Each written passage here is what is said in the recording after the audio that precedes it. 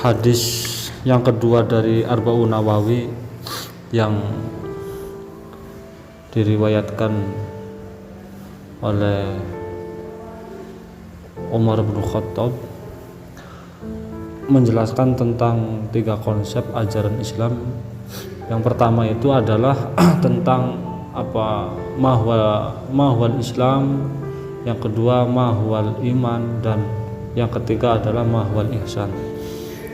Jadi sebenarnya inti daripada segala ajaran Islam yang dibawa oleh Nabi itu terletak pada hadis yang kedua ini.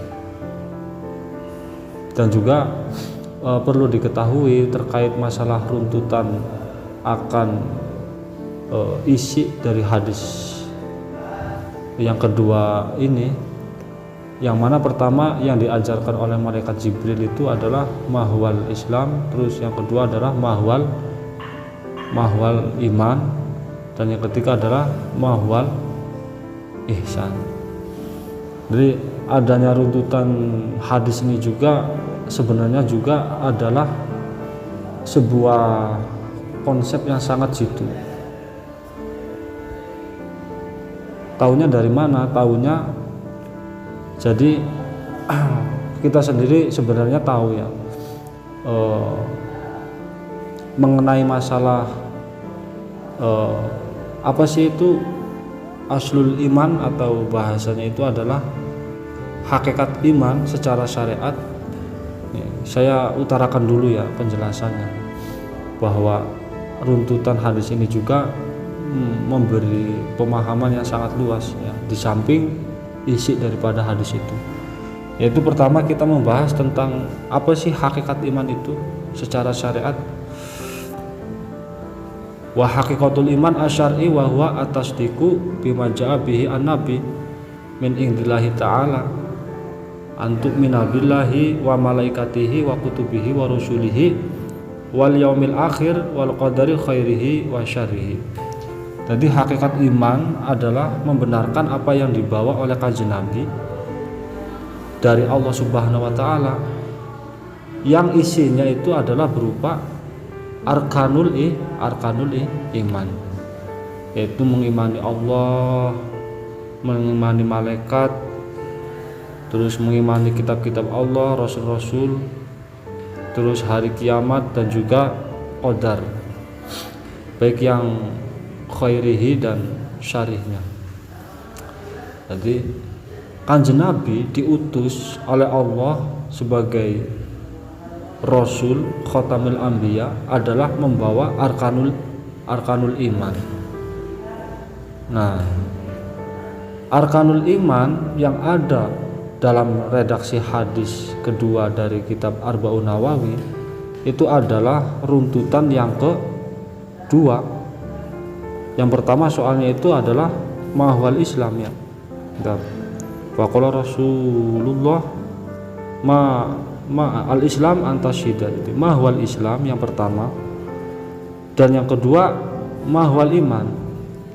Jadi arkanul iman yang dibawa oleh kanjeng Nabi sebagai Rasul adalah membahas tentang keimanan yang jumlahnya itu ada 6 ya.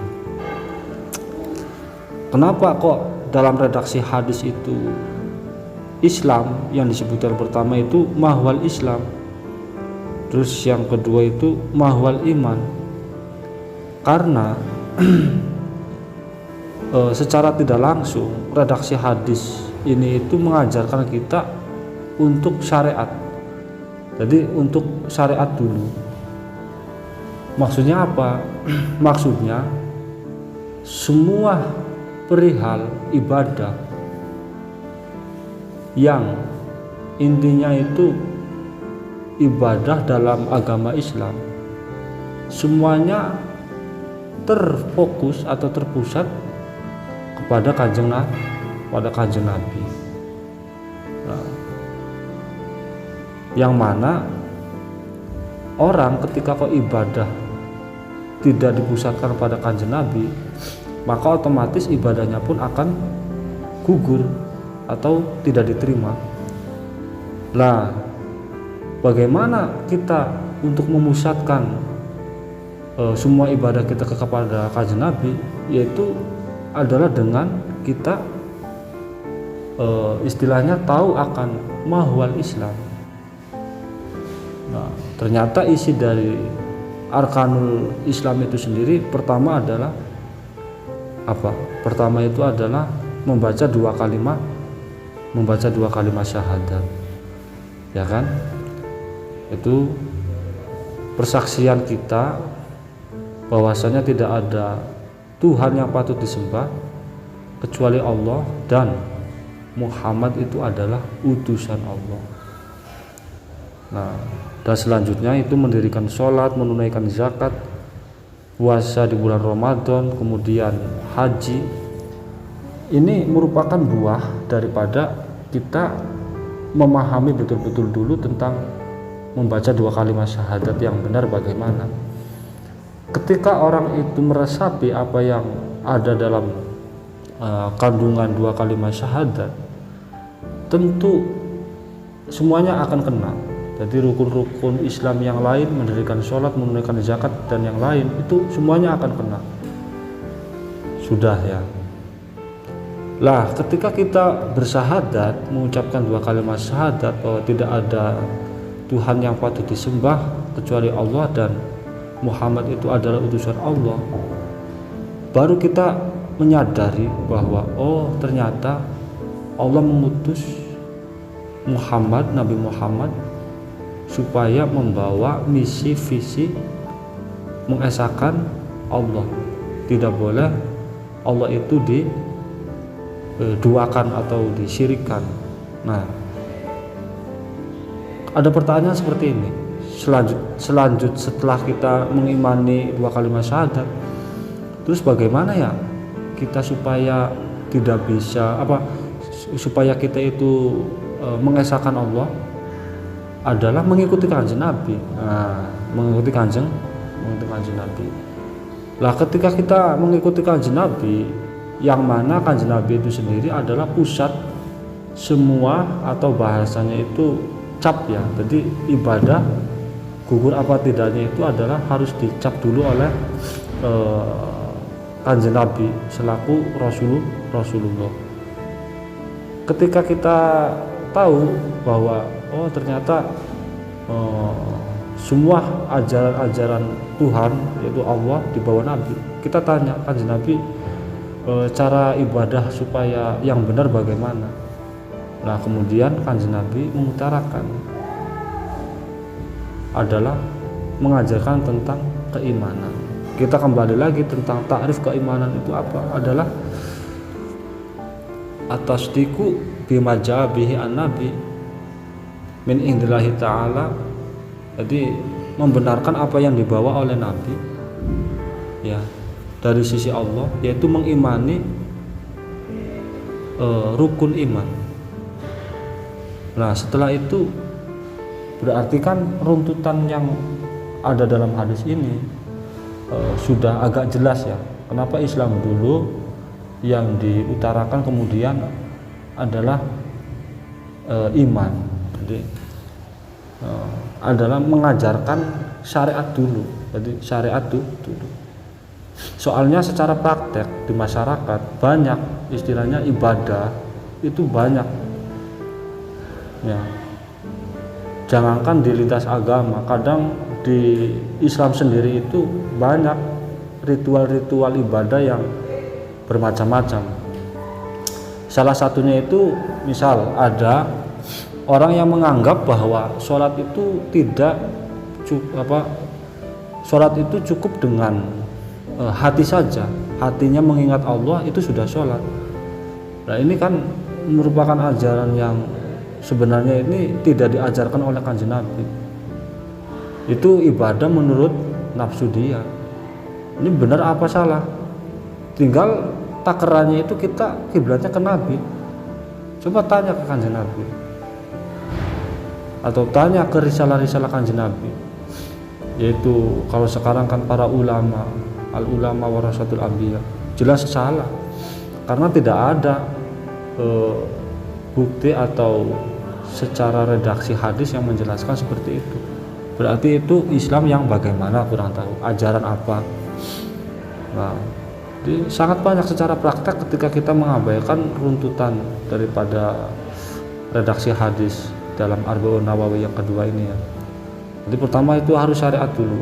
Jangan menganggap bahwa kita itu mengingat Allah itu sudah ibadah. Ya ibadah benar, ibadah. Tapi jangan ibadahnya itu dianggap misalkan sholat, misalkan ibadah-ibadah yang lain yang dibawa oleh Kanjeng Nabi dalam arkanul Islam.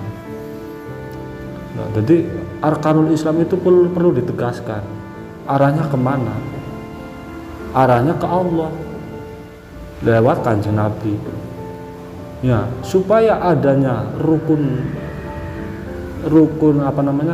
Islam ini komplit atau lengkap, maka apa sih sebenarnya Kanjeng Nabi yang dibawa oleh Kanjeng Nabi itu apa? Adalah hakikatul iman, at-tasdiq bima ja'a bihi an nabi min indillah, yaitu membenarkan apa yang dibawa Kanjeng Nabi dari sisi Allah, berupa bahwa Nabi itu membawa arkanul iman.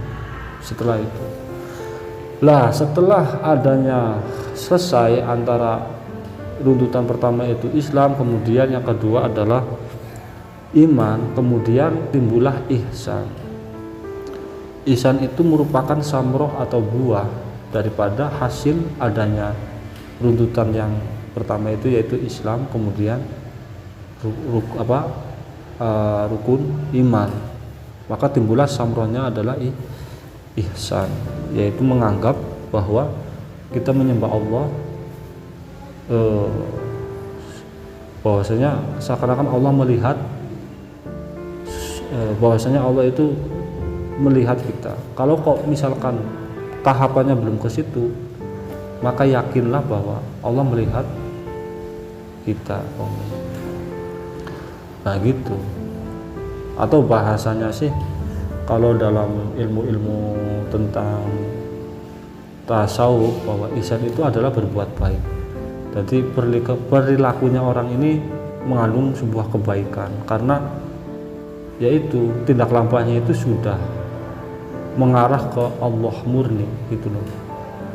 Nah sudah ya, ini jangan lupa, jadi konsep dalam ajaran Kanjeng Nabi Muhammad itu adalah 3, dan juga runtutannya juga harus diperhatikan karena imbasnya seperti itu. Soalnya kalau misalkan saja orang kok langsung mengarah ke ihsan tanpa mendahulukan iman dan Islam, tentu orang tersebut gampang terjebak dalam dunia realita atau dunia nyata. Misalkan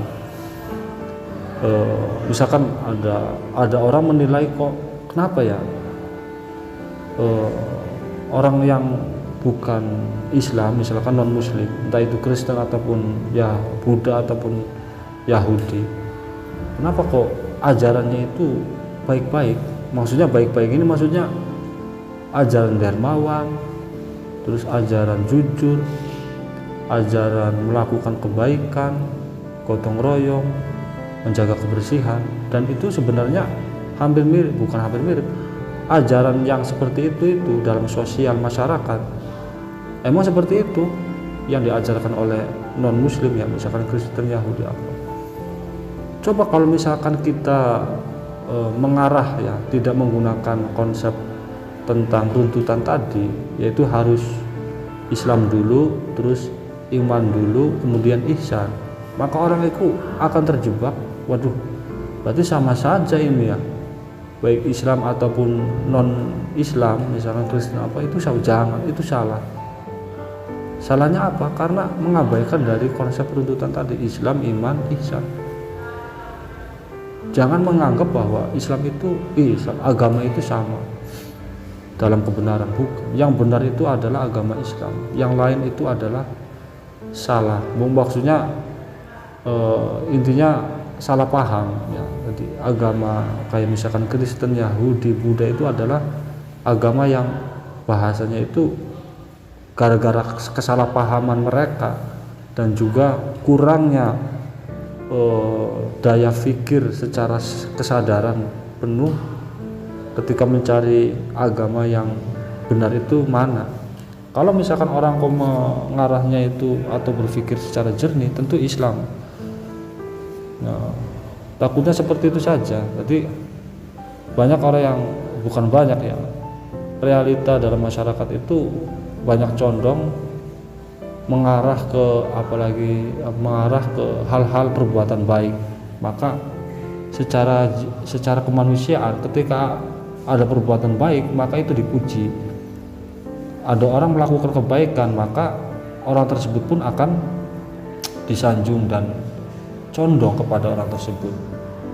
Nah, padahal tidak semua yang namanya kebaikan orang ataupun yang lain itu tumbuh dari yang namanya iman, tumbuh dari yang namanya Islam itu. Makanya apalagi kalau misalkan kita ditabrakkan dengan realitas sekarang bahwa yang mana Islamnya, jadi agama Islam zaman sekarang itu banyak yang memfitnah bahwa Islam itu dianggapnya adalah teroris. Islam itu adalah orang-orang yang berperilaku anarkis. Islam adalah agama yang jumud atau tidak akan agama yang tinggalan zaman. Ini sebenarnya fitnah-fitnah yang sangat kejam ya. Jadi orang-orang yang tidak suka agama Islam pengen menghancurkan Islam lewat fitnah-fitnah yang tidak karuan. Semoga Allah memberi mereka itu kesadaran dan juga ya hidayah lah. Ini masyarakat ya, dalam realitanya ini akan terguncang dengan sendirinya. Kemanusiaannya ini akan mencari kebenaran tentang sebenarnya yang benar ini mana. Kok Islam kok kayak gini, padahal bukan Islam secara sejati yang seperti itu. Yang Islam sejati yang benar-benar itu adalah rahmat. Jadi wa ma arsalnaka illa rahmat. Itu kan Nabi diutus itu tidak sekali-kali kecuali membawa rahmat lil alamin. Ini yang murni, Islam murni. Tapi secara realita kalau seperti ini bukan karena faktor Islam itu sendiri, karena ada orang atau segelintir ormas ataupun ya pihak yang lain yang tidak suka Islam, pengen menghancurkan Islam. Coba ketika ditabrakkan dengan realita yang seperti itu, ya kasihan saja gitu. Jadi merasa kasihan realita zaman sekarang itu ya, yang mana sebenarnya perbuatan baik itu kembali bahwa adalah semuanya kembali milik ajaran Kanjeng Nabi ya. Ingat, milik ajaran Kanjeng Nabi. Kenapa? Karena adanya ihsan itu adalah samroh daripada iman. Iman ini berawal lanjut ke yang namanya Islam gitu secara runtut. Makanya yang namanya asas atau dasar itu jangan dilupakan sehingga ntar rancu seperti itu. Kalau saya tanya lagi, tentu gini, semua misalkan non muslim ya mengajarkan tentang kebaikan apa, coba diadakan seminar ataupun yang lain yang sekiranya dari segi ilmiah ya, dari segi keilmuan, perbuatan baik mereka itu atas dasar apa ataupun apa, ini tentu akan menemukan sebuah jawaban mana yang benar dan mana yang salah. Ya jangankan masalah kebaikan, masalah Tuhan pun kalau diajak diskusi secara ilmiah itu ya, masa kok Tuhan Trinitas, Tuhan kok ada Bapak Ibu Anak dan lain-lain. Begitupun agama-agama yang lain. Dia bukannya saya itu menghina atau apa, ya seperti itulah. Kita terbuka lebar untuk hikmah yang ada dalam hadis Nabi yang kedua ya, tentang malaikat Jibril itu mengajarkan kepada Kanjeng Nabi tentang konsep Islam yang ada 3 ini. Nah, untuk selanjutnya itu membahas tentang ciri-ciri kiamat. Yaitu tadi tanda-tanda kiamat. Banyak yang namanya anak itu melawan orang tua, terus banyak yang istilahnya bangunan-bangunan bentuknya itu atau posturnya itu tinggi-tinggi dan lain-lain. Nah, mungkin dari kami itu sekian dulu. Insya Allah ya, insya Allah berkah. Assalamualaikum warahmatullahi wabarakatuh.